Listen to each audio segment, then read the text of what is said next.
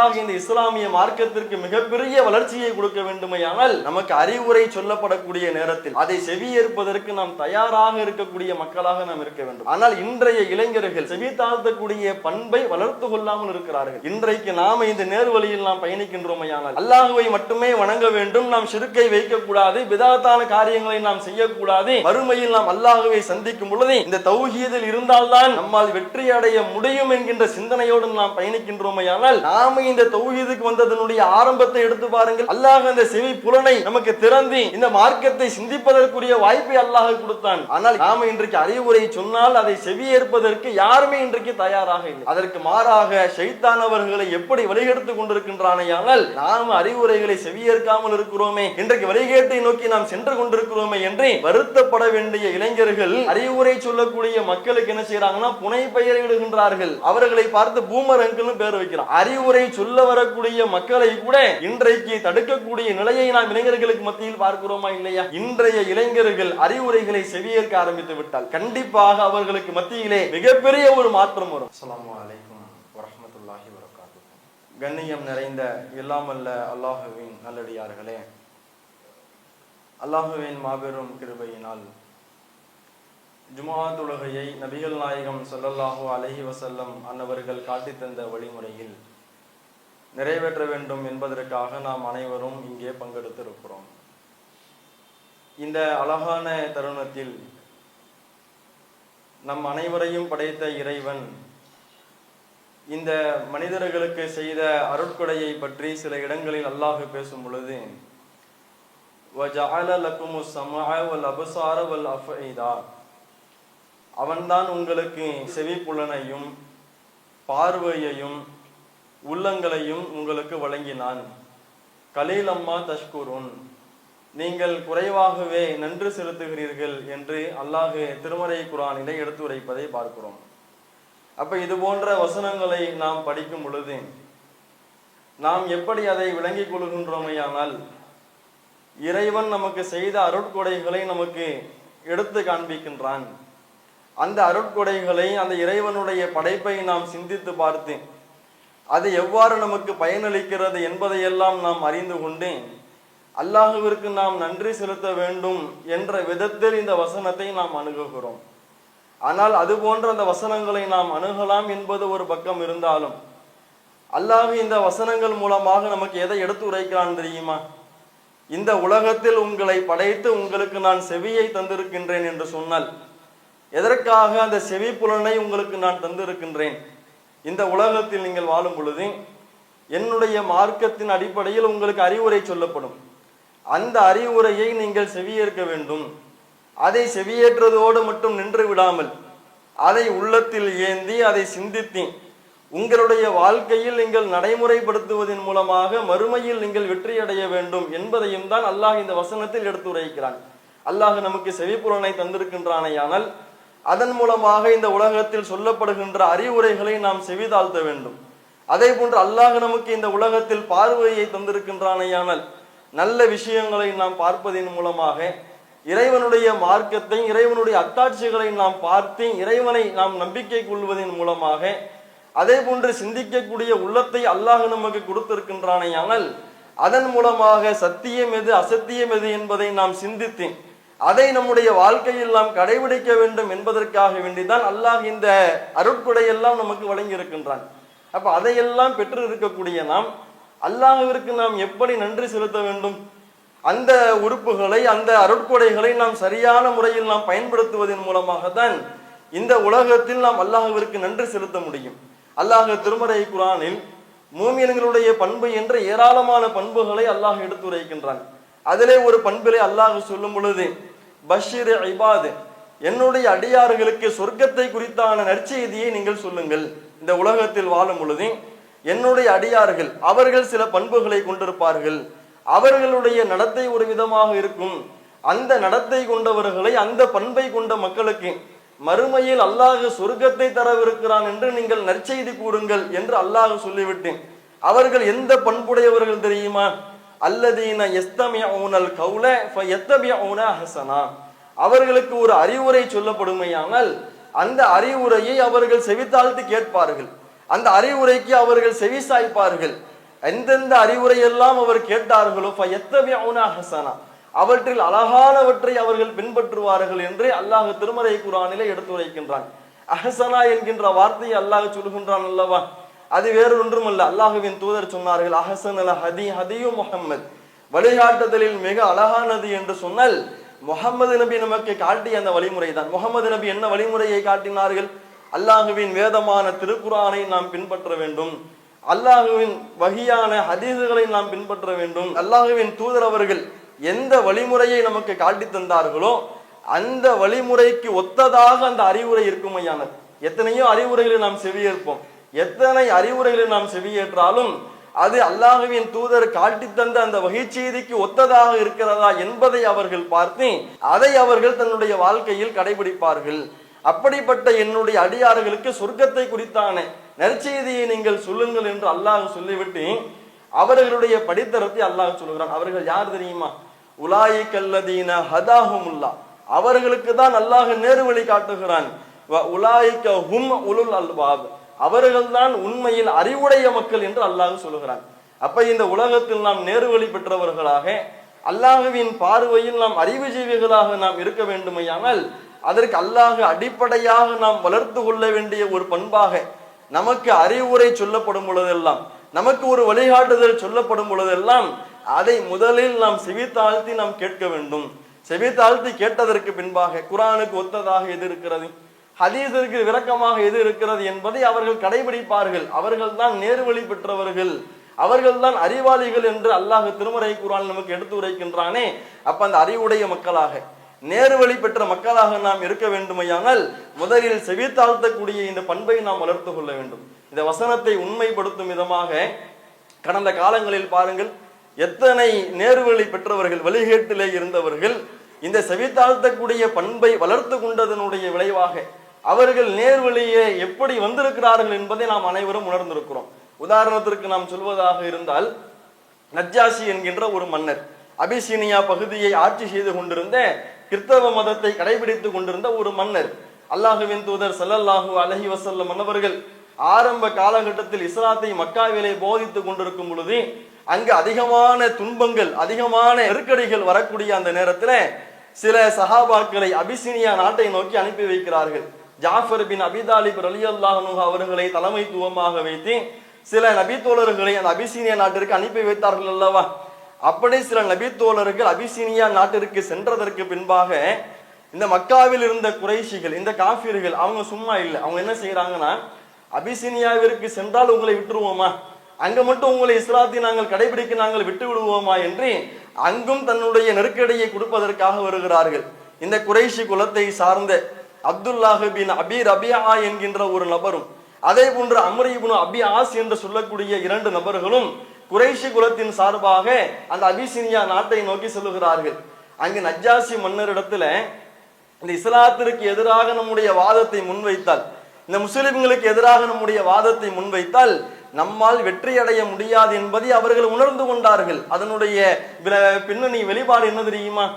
அந்த அமைச்சரவையில் உள்ள முக்கியமான நபர்களுக்கெல்லாம் லஞ்சம் கொடுத்து, நாங்கள் இது போன்ற நஜ்ஜாஷி மன்னரிடத்துல நாங்கள் வாதிடுவோம், நீங்களும் எங்களுக்கு ஆதரவாக நீங்கள் பேசுங்கள், அதன் மூலமாக இந்த அபிசீனியா நாட்டிற்கு வந்த முஸ்லிம்களை மக்காவிற்கு நீங்கள் திருப்பி அனுப்புங்கள் என்று கீழே உள்ள மக்களிடத்துல எல்லாம் லஞ்சம் கொடுத்து அதிகாரிகளை எல்லாம் தன்னுடைய வசத்திற்கு கொண்டு வந்து விட்டார்கள். இறுதியாக அந்த அரசவையில முஸ்லிம்களுக்கு எதிராக அங்கு வாதம் வைக்கப்படுகிறது. அந்த அமைச்சர்களும் இவர்களுக்கு ஆதரவாக பேசுகிறார்கள். இறுதியாக நஜ்ஜாஷி மன்னர் ஒரு முடிவெடுக்கிறார். இவர்கள் என்னதான் வாதங்களை முன்வைத்தாலும், இவர்களுக்கு நம்முடைய அமைச்சர்கள் ஆதரவாக இருந்தாலும் நாம் என்ன செய்ய வேண்டும்? உண்மையை நாம் கண்டறிய வேண்டும். அப்ப இவர்கள் யாரை பற்றி சொல்லுகிறார்களோ அவர்களிடத்தில் நான் விசாரிக்காமல் ஒருபோது முடிவெடுக்க மாட்டேன் என்று அந்த சபையிலே சொல்கிறார். அஸ்அலஹும் மாதா யகூலானி ஹாதானி அன் அம்ரிஹிம், இந்த முஸ்லிம்களை பற்றி இவர்கள் எதையெல்லாம் சொன்னார்களோ அதை குறித்து அந்த முஸ்லிம்களிடத்தில் நான் விசாரிக்காமல் ஒருபோதும் நான் முடிவெடுக்க மாட்டேன் என்று நஜ்ஜாஷி மன்னர் உண்மையை செவித்தாழ்த்த வேண்டிய, சத்தியத்தை நாம் கேட்க வேண்டும் என்கின்ற அந்த ஆர்வத்தோடு நீதியை நிலைநாட்டக்கூடிய ஒரு மன்னராக இருந்ததனுடைய விளைவே அந்த முஸ்லிம்களையும் அழைத்து விசாரிக்கிறார்.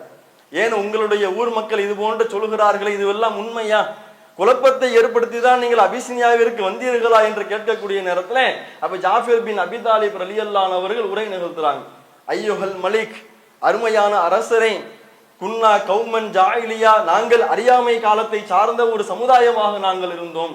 நாபுதுல் அஸ்னாம், நாங்கள் சிலைகளை வணங்கி கொண்டிருந்தோம், உறவுகளை முடித்து கொண்டிருந்தோம், ஏழைகளுடைய பொருளாதாரங்களை எல்லாம் சுரண்டி நாங்கள் சாப்பிட்டு கொண்டிருந்தோம் என்று அவர் ஜாகிலியாவுடைய காலத்தில் என்னென்ன காரியங்களை எல்லாம் செய்தாரோ அதையெல்லாம் ஒரு உரையாக நிகழ்த்திவிட்டு இறுதியாக குர்ஆனுடைய வசனங்களை அந்த சபையில் அவர் ஓதி காண்பிக்கிறார். அதனுடைய விளைவு நஜ்ஜாசி மன்னருடைய கண்களில் இருந்து கண்ணீர் அப்படியே வழிந்து ஓடுகிறது. இறுதியாக சத்தியத்தை அறிந்து கொண்டதற்கு பின்பாக முஸ்லிம்களுக்கு அவர் அடைக்கலம் கொடுத்தார் என்கின்ற செய்தியை நாம் பார்க்கிறோம். நாம் எல்லாம் இஸ்லாத்தினுடைய ஆரம்ப கால வெற்றி என்று பத்ர் களத்தினுடைய வெற்றியை நாம் சொல்கிறோம் அல்லவா? ஆனால் அதற்கு முன்பாகவே இஸ்லாத்திற்கு கிடைத்த ஒரு வெற்றி என்னவென்றால், அபிசினிய நாட்டிலே காபிர்கள் இந்த இஸ்லாத்திற்கு எதிராக தவறான முறையில் அந்த நஜ்ஜாசி மன்னரிடத்திலே சித்தரிக்கும் பொழுது அங்கு அல்லாஹ் முஸ்லிம்களுக்கும் இஸ்லாத்திற்கும் மிகப்பெரிய வெற்றியை கொடுத்தானையானால் அதனுடைய பின்னணியில் இருப்பது எது? நஜ்ஜாசி மன்னர் அவர்கள் எந்த காரியம் வந்தாலும் எது சொல்லப்பட்டாலும் நான் உண்மையை செவியேற்கக்கூடியவனாக இருப்பேன் என்று அந்த செவியேற்கக்கூடிய பண்பை வளர்த்து கொண்டாங்க பாருங்க. அதனுடைய விளைவு தானங்க இஸ்லாத்திற்கு இந்த வெற்றி கிடைத்தது. அப்ப அல்லாஹ் அந்த செவியேற்கக்கூடிய பண்பு இருந்த காரணத்தினால்தான் அவர்களுக்கு அல்லாஹ் அந்த சபையிலே நேர்வழியை கொடுத்தான் என்பதை நாம் பார்க்கிறோம். அப்ப இது போன்ற எண்ணற்ற தகவல்களை நாம் பார்க்கலாம். அதே போன்று பார்த்தோமையானால் இந்த செவியேற்கக்கூடிய பண்பை நாம் வளர்த்து கொண்டோமையானால் அது உண்மையில் இறையச்சத்தினுடைய வெளிப்பாடு என்று அல்லாஹ் திருமறை குர்ஆனிலே நமக்கு பாடம் புகட்டுகிறான். அல்லாஹ் திருமறையிலே சொல்லும் முழுஃபதக்கீர், நீங்கள் மக்களுக்கு அறிவுரை சொல்லுங்கள். இன் நஃபஅத் ذிக்ரா, நீங்கள் சொல்லக்கூடிய அறிவுரை மக்களுக்கு பயனளிக்கும் என்று சொன்னால் நீங்கள் மக்களுக்கு அறிவுரை சொல்லுங்கள். சயதக்கரு மை யக்ஷா, நீங்கள் அறிவுரை சொல்லும் பொழுதெல்லாம் யார் இறைவனை அஞ்சுகிறாரோ, யார் இறைவனை பயப்படுகிறாரோ, யார் மறுமை சிந்தனையோடு இருக்கிறாரோ, யார் இறை பயத்தோடு செயல்படுகிறாரோ அவர் கண்டிப்பாக அறிவுரை பெறுவார் என்று அல்லாஹ் திருமறை குர்ஆனிலே எடுத்துரைக்கிறான். அப்ப இந்த உலகத்தில் அறிவுரை சொல்லப்படக்கூடிய நேரத்தில் அந்த அறிவுரையை நாம் செவியேற்று நம்முடைய வாழ்க்கையில் நாம் கடைபிடிக்கக்கூடிய பண்பு இருக்குமையானால் அது இறையச்சத்தின் வெளிப்பாடு என்று அல்லாஹ் சொல்லுகிறான். எவ்வளவு தகவல்கள் பாருங்க. செவியேற்கக்கூடிய பண்பை நாம் வளர்த்து கொண்டால் நம்மை நேர்வழி பெற்றவர் என்று அல்லாஹ் சொல்லுகிறான். அதே போன்று செவியேற்கக்கூடிய பண்பை நாம் வளர்த்து கொண்டால் நம்மை அறிவு ஜீவிகள் என்று அல்லாஹ் சொல்லுகிறான். செவியேற்கக்கூடிய பண்பை நாம் வளர்த்து கொண்டால் நம்மை அல்லாஹ் இறையச்சவாதி என்று அல்லாஹ் நமக்கு பட்டம் சூட்டுகிறான். இத்தனை பண்புகள் நமக்கு இருப்பதோடு மட்டுமல்லாமல் இந்த செவியேற்கக்கூடிய பண்பை நாம் வளர்த்து கொண்டால் அல்லாஹ் இந்த இஸ்லாத்திற்கு மாபெரும் ஒரு வெற்றியை தருவதாகவும் அல்லாஹ் திருமறை குர்ஆனிலே எடுத்துரைக்கிறான். அதனால்தான் இன்றைக்கு பாருங்கள், அல்லாஹ்வின் தூதருடைய காலகட்டத்தில் வாழ்ந்த அந்த முஷ்ரிக்கீன்கள் இஸ்லாத்திற்கு எதிராக பல நெருக்கடிகளை கொடுத்தார்கள். இஸ்லாத்தை மக்கள் அறிந்து கொண்டால் அதை ஏற்றுக்கொண்டு சென்று விடுவார்களே, நம்முடைய வழிகட்ட கொள்கை இந்த உலகத்தில் இல்லாமல் போய்விடுமே என்கின்ற அச்சத்தின் காரணமாக அவர்கள் கையில் எடுத்த முதல் ஆயுதம் என்ன தெரியுமா? எந்த மக்களையும் செவியேற்க கூடாது என்று சொன்னார். அல்லாஹ் குர்ஆனிலே தெளிவாக எடுத்துரைக்கிறான். வகாலல்லதீன கஃபரு லா தஸ்மஉ லிஹாதல் குர்ஆன், காஃபிர்கள் சொன்னார்கள் மக்களை பார்த்து, இந்த குர்ஆனுக்காக உங்களுடைய செவிகளை நீங்கள் சாய்க்காதீர்கள், இந்த குர்ஆனை நீங்கள் ஒருபோதும் செவியேற்காதீர்கள். வல்கௌ ஃபீஹி லஅல்லக்கும் தக்லிபூன், நீங்கள் என்றென்றும் மிகைத்து இருக்க வேண்டுமையானால் அந்த குர்ஆனிலே நீங்கள் குழப்பத்தை ஏற்படுத்துங்கள் என்று காஃபிர்கள் மக்களுக்கு மத்தியிலே பிரச்சாரம் செய்து கொண்டிருந்தார்கள். அந்த காஃபிர்களுடைய பார்வையை பாருங்க. மக்கள் குர்ஆனை செவியேற்று விட்டார்களேயானால், குர்ஆன் மூலமாக அல்லாஹ்வுடைய அறிவுரையை அவர்கள் தெரிந்து கொண்டார்களேயானால், அதற்கு செவிசாய்த்து விட்டார்களேயானால் இஸ்லாமிய மார்க்கம் மிகைத்துவிடும். எனவே இஸ்லாம் ஒருபோதும் மிகைத்து விடக்கூடாது, இந்த இணை வைப்பு கொள்கை தான் மிகைத்து இருக்க வேண்டும் என்பதற்காக குர்ஆனை நீங்கள் செவிசாய்க்காதீர்கள், குர்ஆனுடைய அறிவுரையை நீங்கள் ஒருபோதும் காது கொடுத்து கேட்காதீர்கள், அதிலே நீங்கள் குழப்பத்தை ஏற்படுத்துங்கள் என்று காஃபிர்கள் அன்றைக்கு பிரச்சாரம் செய்ததையெல்லாம் நாம் பார்க்கிறோம். அப்ப இந்த அடிப்படையில் அல்லாஹ் இந்த இஸ்லாமிய மார்க்கத்திற்கு மிகப்பெரிய வளர்ச்சியை கொடுக்க வேண்டுமையானால் அதற்கு இந்த உலகத்தில் வாழக்கூடிய முஸ்லிம்களாகிய நாம் நமக்கு அறிவுரை சொல்லப்படக்கூடிய நேரத்தில் அதை செவியேற்பதற்கு நாம் தயாராக இருக்கக்கூடிய மக்களாக நாம் இருக்க வேண்டும். ஆனால் இன்றைய நிலை என்ன தெரியுமா? இன்றைக்கு நிலையை நாம் பார்க்கிறோம். இன்றைக்கு நம்முடைய ஜமாத்தின் சார்பாகவும் எத்தனையோ நாம செயல் திட்டங்களை நாம் கையில் எடுக்கிறோம். தற்பொழுது நாம 4 மாத செயல் திட்டத்தை நாம கையில் எடுத்திருக்கிறோம். இல்லை, என்ன செயல் திட்டம்? இளைஞர்களை நாம் குறிவைத்து அவர்களுக்கு மத்தியில் உள்ள அந்த போதை கலாச்சாரத்தை நாம் தெளிவுபடுத்த வேண்டும், அவர்கள் எப்படி மார்க்கத்திற்கு முரணாக சென்று கொண்டிருக்கின்றார்களோ அதை நாம் மக்களுக்கு மத்தியில் நாம் தெளிவுபடுத்தி இளைஞர் சமுதாயத்தை, அந்த இளைஞர்களை மார்க்கத்தை கற்ற இளைஞர்களாக, மறுமைக்காக வாழக்கூடிய இளைஞர்களாக உருவாக்க வேண்டும் என்று இளைஞர்களை குறிவைத்து நாம் செயல் திட்டங்களை கையில் எடுக்கின்றோமே, அதற்கு அடிப்படை காரணம் என்ன தெரியுமா? இன்றைய இளைஞர்கள் செவி தாழ்த்தக்கூடிய பண்பை வளர்த்து கொள்ளாமல் இருக்கிறார்கள். இன்றைக்கு நாம இந்த நேர்வழியில் நாம் பயணிக்கின்றோமையானால் அல்லாஹுவை மட்டுமே வணங்க வேண்டும், நாம் ஷிர்க்கை வைக்கக்கூடாது, பிதாத்தான காரியங்களை நாம் செய்யக்கூடாது, மறுமையில் நாம் அல்லாஹுவை சந்திக்கும் பொழுது இந்த தௌஹீதில் இருந்தால்தான் நம்மால் வெற்றி அடைய முடியும் என்கின்ற சிந்தனையோடு நாம் பயணிக்கின்றோமையானால் நாம இந்த தௌஹீதுக்கு வந்ததனுடைய ஆரம்பத்தை எடுத்து பாருங்கள், அதனுடைய பின்னணியை நீங்கள் எடுத்து பாருங்கள். நாம நம்முடைய செவியை நாம திறந்தோம், அல்லாஹ் அந்த செவி புலனை நமக்கு திறந்து இந்த மார்க்கத்தை சிந்திப்பதற்குரிய வாய்ப்பை அல்லாஹ் கொடுத்தான். ஆனால் இன்றைய இளைஞர்கள் நாம இன்றைக்கு அறிவுரை சொன்னால் அதை செவியேற்பதற்கு யாருமே இன்றைக்கு தயாராக இல்லை. அதற்கு மாறாக ஷைத்தான் அவர்களை எப்படி வழிகெடுத்து கொண்டிருக்கின்றானையானால் நாம அறிவுரைகளை செவியேற்காமல் இருக்கிறோமே, நாம இந்த அறிவுரைகளை செவியேற்பதின் மூலமாக நேர்வழி அடைவதற்கு பதிலாக இன்றைக்கு வழிகேட்டை நோக்கி நாம் சென்று கொண்டிருக்கிறோமே என்று வருத்தப்பட வேண்டிய இளைஞர்கள் இன்றைக்கு அறிவுரை சொல்லக்கூடிய மக்களுக்கு என்ன செய்யறாங்கன்னா புனை பெயரிடுகின்றார்கள். யாரெல்லாம் இன்றைக்கு அறிவுரை சொல்லுகிறார்களோ அவர்களை பார்த்து பூமர் அங்கிள்னு பேர் வைக்கிறான். யாரெல்லாம் இன்னைக்கு அறிவுரை சொல்லுகின்றார்களோ அவர்களுக்கு எல்லாம் இந்த பெயரை வைத்து அவர்களை கேலி கிண்டல் செய்து அறிவுரை சொல்ல வரக்கூடிய மக்களை கூட இன்றைக்கு தடுக்கக்கூடிய நிலையை நாம் இளைஞர்களுக்கு மத்தியில் பார்க்கிறோமா இல்லையா? இன்றைய இளைஞர்கள் அறிவுரைகளை செவியேற்க ஆரம்பித்து விட்டால், இன்றைய இளைஞர்கள் அந்த அறிவுரைகளை உள்ளத்தில் ஏந்தி அதை அவர்கள் நடைமுறைப்படுத்த ஆரம்பித்து விட்டார்களேயானால் கண்டிப்பாக அவர்களுக்கு மத்தியிலே மிகப்பெரிய ஒரு மாற்றம் வரும். ஆனால் இன்றைக்கு இளைஞர்களுக்கு மத்தியிலே செவியேற்கக்கூடிய ஒரு பண்பு இல்லாமல் இருப்பதை நாம் பார்க்கிறோம். இளைஞர்களுக்கு மத்தியிலே நாம் தாவா செய்யும் பொழுதே அவர்களுக்கு இந்த தகவல்களை எல்லாம் நாம் கொண்டு சேர்க்க வேண்டும். ஆனால் இன்றைக்கு நாம் செவி தாழ்த்தாமல் இருக்கிறோம் பாருங்க. இது எவ்வளவு பெரிய ஒரு பின்னடைவை நமக்கு கொண்டு வந்து சேர்க்கும் என்று சொன்னால் கண்டிப்பாக அது தருப்பெருமையினுடைய வெளிப்பாடு என்று அல்லாஹ் சொல்கிறான். நாம ஒரு அறிவுரையை செவியேற்காமல் இன்றைக்கு புறக்கணிக்கின்றோமையானால் அது தருப்பெருமையின் வெளிப்பாடு. அல்லாஹ்வின் தூதர் ஸல்லல்லாஹு அலைஹி வஸல்லம் அவர்கள் இந்த பெருமையை பற்றி நமக்கு விளக்கம் அளித்தார்கள். அல் கிபிர், பெருமை என்பது பத்தருல் ஹக் வ கம்துன் நாஸ், சத்தியத்தை ஏற்க மறுப்பதும் மக்களை கேவலமாக நினைப்பதும் தான் பெருமை என்று அல்லாஹ்வின் தூதர் சொன்னார்களே. இந்த இரண்டும் ஒன்றுபட்டு எங்க ஆரம்பிக்கும் தெரியுமா? ஒருவன் ஒரு அறிவுரையை சொல்லும் பொழுது நாம் எப்பொழுது அதை நாம் புறக்கணிக்கிறோமோ அப்பொழுது இந்த பெருமை தானாக வந்துவிடும். சற்று யோசித்து பாருங்கள். அல்லாஹ் இன்றைக்கு நம்மை விட நம்முடைய வயதிற்கு கீழே உள்ள நபர்களுக்கு அல்லாஹ் அறிவு ஞானத்தை கொடுத்திருப்பான். அவர்கள் ஒரு அறிவுரை சொல்லும் பொழுது இவனெல்லாம் எனக்கு அறிவுரை சொல்றதா அப்படின்னு அந்த அறிவுரையை நாம் மறுக்கிறோம் பாருங்க.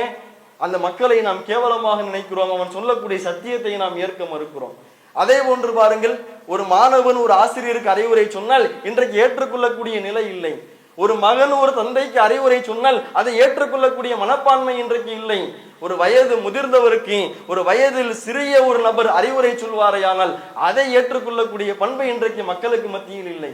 ஆனால் இதை தருப்பெருமையினுடைய வெளிப்பாடாக தான் நபிகள் நாயகம் ஸல்லல்லாஹு அலைஹி வஸல்லம் அவர்கள் நமக்கு எடுத்துரைக்கின்றார்கள். ஆனால் ஒருபோதும் நமக்கு இந்த உலகத்தில் அறிவுரை சொல்லப்படுமையானால் அதை ஒருபோதும் நாம் நிராகரிக்காமல் அது சொல்லப்படக்கூடிய அறிவுரையை நாம் முதலில் நாம் செவியேற்று அது குர்ஆனுக்கு ஒத்ததாக இருக்கிறதா, ஹதீஸுக்கு ஒத்ததாக இருக்கிறதா, அதை யார் சொன்னாலும் எவர் சொன்னாலும் கண்டிப்பாக அதை நான் ஏற்றுக்கொள்வேன் என்கின்ற ஒரு சிந்தனையை நாம் வளர்த்து கொள்ள வேண்டும். அப்படி வளர்த்து கொள்ளவில்லை என்றால் அந்த தருப்பெருமை நம்முடைய ஈமானை கொஞ்சம் கொஞ்சமாக அரித்து இறுதியாக நம்மை நரகத்திற்கு அழைத்து செல்லும். அல்லாஹ் திருமறை குர்ஆனில் மறுமையில் நடைபெறக்கூடிய ஒரு நிகழ்வை தெள்ள தெளிவாக அல்லாஹ் நமக்கு படம் பிடித்து காண்பிக்கின்றான். என்ன அறிவுரை? சூரத்துல் முல்க் என்கின்ற அத்தியாயத்தில் அல்லாஹ் சொல்கிறான், தகாது தமையசு மினல் கைல், நாளை மறுமை நாளிலே நரகம் என்பது தன்னுடைய அந்த இறைச்சலை வெளிப்படுத்தக்கூடிய அந்த நேரத்தில் குல்லமா உல்கிய ஃபீஹா ஃபௌசுன், அந்த நரகத்திலே மக்கள் எல்லாம் கூட்டம் கூட்டமாக தூக்கி எறியப்படுவார்கள். அப்படி தூக்கி எறியப்படக்கூடிய நேரத்தில் கால ஹசனத்துஹா, அந்த நரகத்தினுடைய காவலாளிகள் அந்த நரகவாசிகள் இடத்துல கேட்பார்கள், அலம் யாத்திக்கும் நதீர், எப்பா இந்த உலகத்துல 50 ஆண்டு காலம் 60 ஆண்டு காலம் வாழ்ந்தீர்களே, உங்களுக்கு எச்சரிக்கை செய்யக்கூடிய மனிதர்கள் வரவில்லையா? உங்களுக்கு அறிவுரை சொல்லக்கூடிய மனிதர்கள் வரவில்லையா? இந்த சொர்க்கத்தை குறித்து நரகத்தை குறித்து எடுத்துரைக்கக்கூடிய மக்கள் வரவில்லையா என்று கேட்பார்கள்.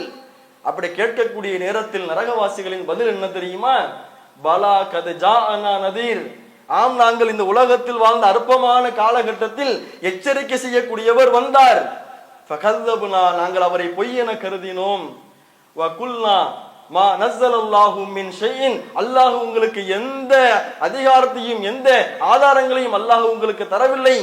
வ இன் அன்தும் இல்லா ஃபி ضلالின் கபீர், நீங்கள் மிகப்பெரிய வழிகேட்டிலே தான் இருக்கிறீர்கள் என்று அறிவுரை சொன்ன அந்த மக்களை, எங்களை எச்சரிக்கை வந்த அந்த மக்களை வழிகேடர்கள் என்றும் நாங்கள் அவர்களுக்கு முத்திரை குத்தினோம் என்று அவர்கள் சொல்லிவிட்டு நாளை மறுமையிலே அவர்கள் புலம்புவார்களாம், இந்த உலகத்தில் எங்களுக்கு எச்சரிக்கை செய்யும் பொழுது, இந்த உலகத்தில் எங்களுக்கு அவர்கள் அறிவுரை சொல்லும் பொழுது, லவ் குன்னா நஸ்மஉ அவ் நஅகிலு, அந்த அறிவுரையை நாங்கள் சிந்திக்கக்கூடியவர்களாக இருந்திருந்தால், நாங்கள் செவியேற்கக்கூடியவர்களாக இருந்திருந்தால், மா குன்னா ஃபி அஸாபி ஸஈர், நாங்கள் இந்த நரகவாதிகளாக மாறி இருக்க மாட்டோமே.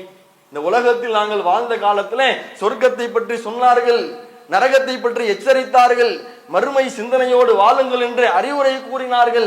அந்த அறிவுரையை நாங்கள் செவியேற்றிருந்தால் நரகவாதிகளாக மாறி இருக்க மாட்டோமே, சொர்க்கத்துக்குள்ளப்பா நாங்கள் போயிருப்போம். அந்த சொல்லப்பட்ட அந்த அறிவுரையை நாங்கள் சிந்தித்திருந்தால் கண்டிப்பாக நாங்கள் நரகவாதிகளாக மாறி இருக்க மாட்டோம் என்று அந்த நரகத்தில் உள்ளவர்கள் புலம்புவார்கள் என்று அல்லாஹ் திருமறை குர்ஆனிலே எடுத்துரைப்பதை நாம் பார்க்கிறோம். அப்ப இந்த உலகத்தில் நமக்கு ஒரு அறிவுரை சொல்லப்படுமையானால் அந்த அறிவுரையை செவியேற்கக்கூடிய ஒரு பண்பை நாம் வளர்த்து கொண்டால் கண்டிப்பாக இந்த உலகத்தில் அல்லாஹ் நமக்கு நேர்வழியை அதிகப்படுத்தி கொண்டே இருப்பான், நம்முடைய அறிவுகளை அல்லாஹ் அதிகப்படுத்தி கொண்டே இருப்பான், இந்த மார்க்கத்தையும் அல்லாஹ் கண்டிப்பாக வளரச் செய்வான். அது மட்டும் இல்லாமல் தௌஹீதிலே நாம் பயணித்தாலும் வருத்தப்பட வேண்டிய ஒரு செய்தி என்னவென்றால், அல்லாஹ் இந்த தௌஹீதிற்கு மாபெரும் ஒரு வெற்றியை கொடுத்து விட்டான். ஆனால் இந்த அறிவுரைகளை செவியேற்கக்கூடிய பண்பை இன்றைக்கு தௌஹீதுவாதிகளிடத்திலே பெரும்பான்மையான மக்களிடத்தில் இல்லாமல் இருப்பதை நாம் பார்க்கிறோம். அதற்கு சில காரணங்களையும் சொல்வதையும் நாம் பார்க்கிறோம். ஒரு மார்க்க சபை, ஒரு மார்க்கம் பேசப்படக்கூடிய ஒரு நிகழ்ச்சி ஏற்பாடு செய்யப்படுகின்றதையானால் ஆரம்ப காலகட்டத்தில் இருந்த ஒரு ஆர்வம் இன்றைக்கு குறைந்திருப்பதை நாம் பார்க்கிறோமா இல்லையா? ஆரம்பத்துல 10 மணிக்கு பயான்லாம் 9:30 மணிக்கு வந்துருவோம். ஆனா இன்னைக்கு 10 மணிக்கு பயான் நோட்டீஸ் அடிச்சு கொடுத்தா 10 மணின்னு போடுவாங்க, பை ஆரம்பிக்கிறதுக்கு 10:30 ஆயிரும், பொறுமையா நம்ம போலாம் அப்படிங்கிற ஒரு சிந்தனை இன்னைக்கு வந்துருச்சுல. அதற்கு காரணம் என்ன? எந்த சபைக்கு போனாலும் சொன்னதையே தான் திரும்பி திரும்பி சொல்லிக்கிட்டு இருக்கிறாங்க, நமக்கு தெரிஞ்சதை தானே சொல்ல போறாங்க, புதிதாக எதை நமக்கு சொல்ல போறாங்க அப்படிங்கிற ஒரு தடை கல்லுதான். அந்த ஒரு காரணம் தான் இந்த பின்னடைவுக்கு ஒரு காரணமாக இருக்கிறது. ஆனால் அல்லாஹ் திருமறை குர்ஆனிலே ஈமான் கொண்ட மூமின்களுக்கு ஒரு கட்டளை இடுகின்றான். யா அய்யுஹல்லதீன ஆமனு, ஈமான் கொண்ட என்னுடைய அடியார்களே, அத்தியுல்லாஹு வ அத்தியுர் ரசூல், அல்லாஹ்வுக்கும் அவனுடைய தூதருக்கும் நீங்கள் கட்டுப்படுங்கள். வலா தவல்லவ் அன்ஹு வ அன்தும் தஸ்மஊன், நீங்கள் செவியேற்று கொண்டிருப்பவராக இருக்கக்கூடிய நிலையில் அதை விட்டும் நீங்கள் திசை மாறி சென்று விடாதீர்கள், புறக்கணித்து விடாதீர்கள் என்று அல்லாஹ் தெளிவாக எடுத்துரைக்கின்றான். அப்ப இந்த மார்க்கத்தை செவியேற்கக்கூடிய ஒரு நிலையில் நாம் அல்லாஹ்வுக்கும் அல்லாஹ்வுடைய தூதருக்கும் நாம் முழுமையாக நாம் கட்டுப்பட வேண்டும். அதை விட்டு நாம் ஒருபோதும் திசை மாறிவிடக் கூடாது. அப்படி திசை மாறக்கூடிய பண்பு என்றால் என்ன தெரியுமா? அல்லாஹ் அந்த வசனத்தினுடைய தொடர்ச்சியாக சொல்லுகிறான், வலா தகூனு கல்லதீன காலு சமிஅனா வஹும் லா யஸ்மஊன், நாங்கள் செவியேற்றோம் என்று சில மக்கள் சொல்வார்கள், ஆனால் அவர்கள் உண்மையாகவே செவியேற்கவில்லை, அந்த மக்களை போன்று நீங்கள் ஆகிவிடாதீர்கள். அல்லாஹ் சொல்லக்கூடிய அறிவுரை இதுதான். நீங்க தௌஹீதை ஏற்றுக்கொண்டீர்கள், அறிவுரைகள் எல்லாம் செவியேற்கிறீங்க, மாற்று கருத்து இல்லை, ஆனா சில மக்களை போன்று நீங்கள் மாறி விடாதீர்கள். அவர் பண்பு என்ன தெரியுமா? நாங்கள் செவியேற்றோம் என்று அவர்கள் சொல்வார்கள், ஆனால் அவர்கள் உண்மையாக செவியேற்கவில்லை. என்ன உண்மையாக செவியேற்கவில்லை? ஒரு இடத்திற்கு நாம் செல்கிறோம், ஒரு 15 நிமிடம் நமக்கு மார்க்க அறிவுரை சொல்லப்படுகிறது, ஒரு அரை மணி நேரம் மார்க்க அறிவுரை சொல்லப்படுகின்றதையானால் அதில் சொல்லப்பட்ட தகவல்களை நாம் உள்ளத்தில் ஆழமாக பதிய வைத்துக் கொண்டு அதை நம்முடைய நடைமுறைக்கு நாம் கொண்டு வரவில்லை என்று சொன்னால், சொல்லப்பட்ட அறிவுரையை நாம் சரியாக நாம் சிந்திக்கவில்லை என்று சொன்னால் அது போன்ற மக்களாக நீங்கள் மாறிவிடாதீர்கள். சற்று யோசித்து பாருங்கள். சென்ற வார ஜும்மாவிற்கு நாம வந்தோம், என்ன தலைப்பில் பேசினாங்க, என்ன அறிவுரை சொன்னார்கள்? அதற்கு முந்தைய ஜும்மாவிற்கும் நாம் வந்தோம், என்ன அறிவுரை சொன்னார்கள்? நம்முடைய வாழ்க்கையில் என்ன மாற்றம் வந்தது? கடந்த ரமலான் மாதத்தில் 30 நாட்கள் தொடர்ச்சியாக பயான்களை கேட்டோம், என்ன நமக்கு மாற்றம் வந்தது? ஆனால் நம்ம அனைவருமே அதை செவியேற்றுமா இல்லையா? வாரந்தோறும் ஜும்மாவுக்கு வந்து பயானை கேட்கிறோம், ரமலான் மாதம் வந்து விட்டால் தொடர் உரைகளை நாம் கேட்கிறோம். அதே போன்று எங்கெல்லாம் மார்க்க நிகழ்ச்சிகள் நடைபெறுகிறதோ அங்கெல்லாம் சென்று மார்க்க அறிவுரைகளை நாம் செவியேற்கிறோம். ஆனால் உண்மையாக செவியேற்றோமா என்பதுதான் கேள்வி. உண்மையாக செவியேற்பது என்றால் அதை நம்முடைய உள்ளத்தில் நாம் பதிய வைத்து நாம் நடைமுறைக்கு கொண்டு வந்தோமா? அல்லாஹ் அந்த வசனத்தினுடைய தொடர்ச்சியாக சொல்கிறான், இன்ன ஷர்ர தவாபி இந்தல்லாஹ், அல்லாஹ்விடத்தில் படைப்புகளில் மிகவும் கெட்டவர்கள் யார் என்றால் அசும்முல் புக்குமுல்லதீனா லா யாகிலுன், சிந்திக்காத செவிடர்களும் ஊமைகளும் என்று அல்லாஹ் சொல்கிறான். அல்லாஹ் நமக்கு செவிகளை கொடுத்திருப்பான், நாம் கேட்டுக்கொண்டுதான் இருப்போம். ஆனால் சிந்திக்காமல் நாம் இருந்தோமையானால் அல்லாஹுடைய பார்வையில் நாம் செவிடர்கள். அல்லாஹ் நமக்கு பார்வையை கொடுத்திருப்பான், சிந்திக்கக்கூடிய உள்ளத்தை கொடுத்திருப்பான். ஆனால் அதன் மூலமாக நாம் அறிவுரைகளை ஏற்றுக்கொண்டு நாம் சரியான முறையில் நாம் சிந்திக்காமல், சிந்தித்ததை நாம் செயல்படுத்தாமல் இருப்போமையானால் நாம் அல்லாஹ்விடத்தில் படைப்புகளில் மிகவும் மோசமானவர்களாக நாம் மாறிவிடுவோம். அந்த தற்பெருமை நம்முடைய உள்ளத்தில் புகுந்து அதுவே நாளை நரகத்திற்கு நம்மை அழைத்து செல்லக்கூடியதாக மாறிவிடும். எனவே அல்லாஹ் நமக்கு இந்த தௌஹீதை கொடுத்திருக்கிறான். அதற்கு நாம் நன்றி செலுத்தும் விதமாக நம்முடைய வாழ்க்கையில் அற்பமான இந்த காலகட்டத்தில் மார்க் அடிப்படையில் என்னென்ன அறிவுரைகளை நாம் செவியேற்கிறோமோ அவை அனைத்தையும் நம்முடைய வாழ்க்கையில் நாம் கடைபிடிக்கக்கூடிய மக்களாக இருக்க வேண்டும். அதை சரியான முறையில் சிந்தித்து செயல்படுத்தக்கூடிய மக்களாக இருக்க வேண்டும் என்ற அறிவுரையை பகிர்ந்தவனாக என்னுடைய உரையை நிறைவு செய்து கொள்கிறேன். வாஹிரு தாவானா அனில் அல்ஹம்துலில்லாஹி ரப்பில் ஆலமீன். அஸ்ஸலாமு அலைக்கும் வரஹ்மத்துல்லாஹி வபரகாத்துஹு. அல்லாஹு அக்பர், அல்லாஹு அக்பர்.